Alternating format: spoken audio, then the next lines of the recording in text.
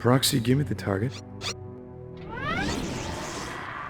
According to Imperial records, Master Ram Kota was a respected general in the Clone Wars. You're hunting Jedi?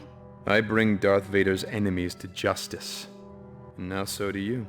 Go ahead, Proxy. Master Kota was a military genius, but felt the clone soldiers were not... A long time ago, in a galaxy not too far away, the future of Star Wars was up in the air. 2005's Revenge of the Sith marked the end of the prequel trilogy and the Star Wars saga. With no new movies for the foreseeable future, it was up to television, comics, and video games to provide people their Star Wars fix. There's been a plethora of Star Wars games, some good, some bad. In 2008, LucasArts released Star Wars The Force Unleashed, a game which asked the question, what if you could use the Force to pull a Star Destroyer out of the sky? The game made headlines for using the Euphoria physics engine and for its story, which was set between Revenge of the Sith and A New Hope. To ensure the game did well, multiple versions were created for next-gen systems, last-gen systems, handhelds, and even mobile phones. LucasArts handled development duties for the next-gen version, while the Australian-based Chrome Studios worked on the Wii, PS2, and PSP ports. In early 2022, Aspyr surprised everyone by announcing a remaster of the Wii version for the Nintendo Switch. Is Star Wars The Force Unleashed still a fun time, or is it about as appealing as getting licked by Jabba's slimy tongue?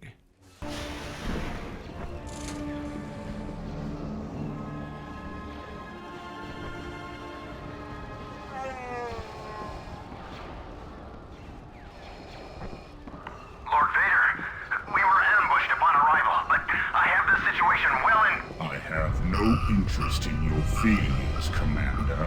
I am here on a mission of my own.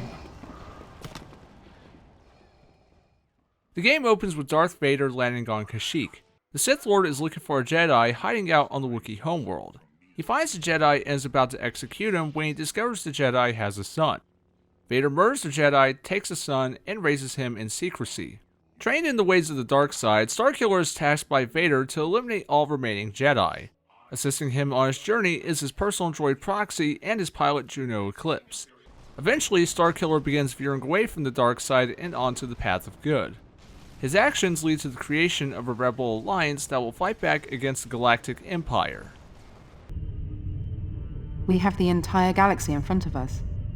And yet, for the first time in my life, I don't know where to go. The Force Unleashed story does a good job bridging the gap between the prequels and the original trilogy without coming off as fanfiction. This game may be considered non-canon, but it's a solid tale backed by memorable characters and good writing. Starkiller's journey from good to evil. Whoa! What version is that? Starkiller's journey from evil to good is what keeps you invested. He's like Luke if Luke had been raised by Vader. He believes the Sith is good and the Jedi are weak. However, during a mission to assassinate Jedi Master Ram Kota, the seeds of his redemption are planted. As the game continues, he develops his own identity and realizes the dark side isn't what it's cracked up to be. This is also shown through the level progression. You spend the first half doing what Vader tells you to do until the second half, where you return to each planet you visited to undo the damage you caused. Starkiller's pilot/potential love interest is Juno Eclipse. She's there to do her job, but after she's arrested by the Empire, Starkiller saves her, and she helps him in his quest to start a rebellion. Just as you think the two are about to fall in love, Starkiller sacrifices himself to save the rebellion.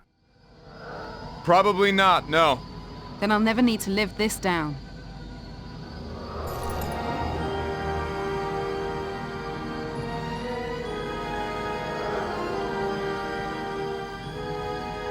Goodbye, Juno.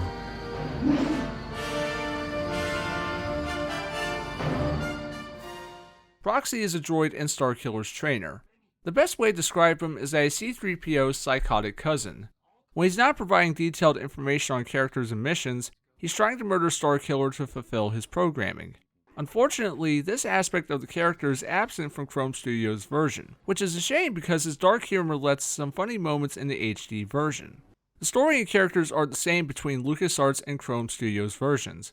However, the latter is based on an earlier draft of the game's script, so it features levels not seen in the LucasArts title. These include trips to the Jedi Temple and a detour to Cloud City. While this is cool for hardcore fans, the extra levels don't impact the story much. The Jedi Temple levels are unnecessary because they don't add anything meaningful. Plus, you visit this place not once, not twice, but 3 times. At least with Cloud City, you're there to convince the planet's leader to join the rebellion. Plus, you find an army of bounty hunters wreaking havoc. One other thing I like about the game is the variety of locations.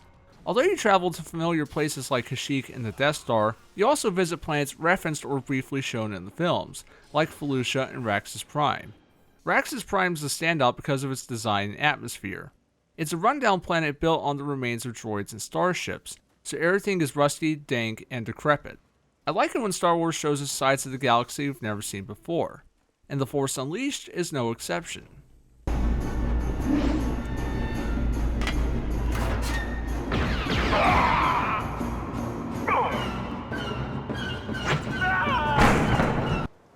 He's dead. Star Wars The Force Unleashed is best described as God of War meets Psyops. You can slash at foes with your lightsaber or knock them around using the Force. The most unique aspect of this remaster are the controls. The game lets you choose between using a mixture of motion and traditional controls, or just traditional controls. I played the game exclusively using the former and it was quite satisfying.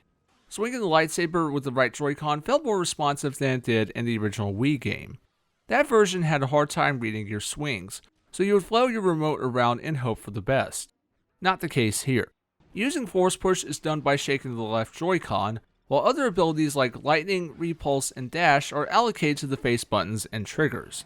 The game does a great job mixing these two control styles together, and it made me feel like a little kid swinging his toy lightsaber around while pretending to fight stormtroopers or droids. The gameplay itself is typical hack and slash fare with a Star Wars touch. There's a wide assortment of abilities and combos to unleash, and it's fun experimenting with your moveset to see what works best. While the combat is more polished than LucasArts' version, Chrome Studios' take is more creative and, in my opinion, more fun.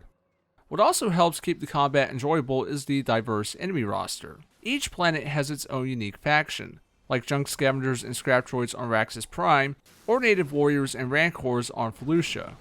You aren't exclusively fighting the Empire the whole game, and the varied roster encourages you to mix up your fighting tactics. Enemies drop points, which are used to upgrade your powers. The Rogue Shadow is Starkiller's ship and acts as a hub in between levels. You can customize your lightsaber, change outfits, or look at unlocked concept art. There are even cheat codes to input that unlock infinite health, infinite force energy, or access to skins based on legacy characters like Luke Skywalker and Admiral Akbar. Though it's fun tossing stormtroopers like ragdolls, the gameplay does show its age. The lock-on is spotty. It often locks onto the wrong thing you meant to grab or slash. The enemy AI isn't the brightest either. I've seen them run into walls or get hung up on objects. Checkpoints are frequent, so even if you die, you won't lose much progress. The boss fights are serviceable, but it's easy to spam your moves and cheese yourself into an easy victory. And because this is a game from 2008, you use QuickTime events to finish them off. Although these sequences are well animated, the prompts to shake the left or right Joy-Con in time remind you that this is a 2008 game remastered for 2022. Star Wars The Force Unleashed features quite a bit of post-game content, including a new Game Plus option and multiplayer. Disappointingly, the remaster lacks the PSP exclusive bonus missions, but the game makes up for this with its graphically impressive visuals. You were weak when I found you. Now your hatred has become your strength. At last, the dark side is your ally. Someone should have told Aspire that Wii games weren't meant to run at 60 FPS.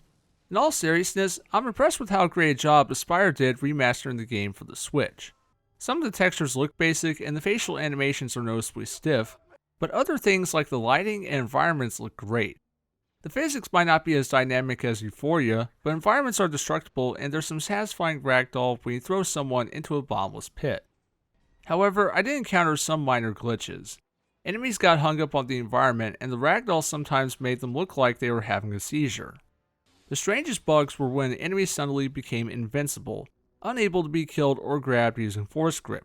Fortunately, this didn't prevent me from beating the level. Again, it's surreal seeing this game with crisp graphics and a buttery smooth frame rate.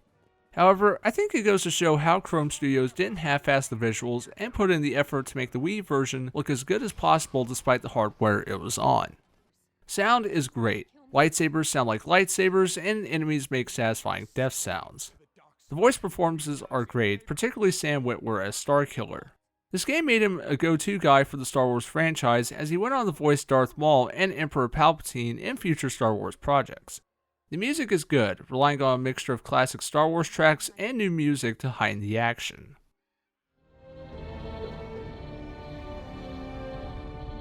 A boy? Months of attacking Imperial targets, and Vader sends a boy to fight me? I do not want to hurt you. Star Wars The Force Unleashed on Switch is a faithful remaster of its Wii port. Whether or not you choose to get this remaster or the readily available LucasArts version boils down to personal preference. Both games have their strengths and weaknesses.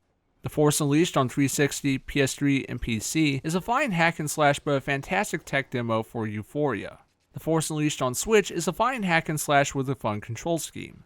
The graphics may not be as sharp, but its strong art direction and visual flair help this version stand toe-to-toe with its HD big brother.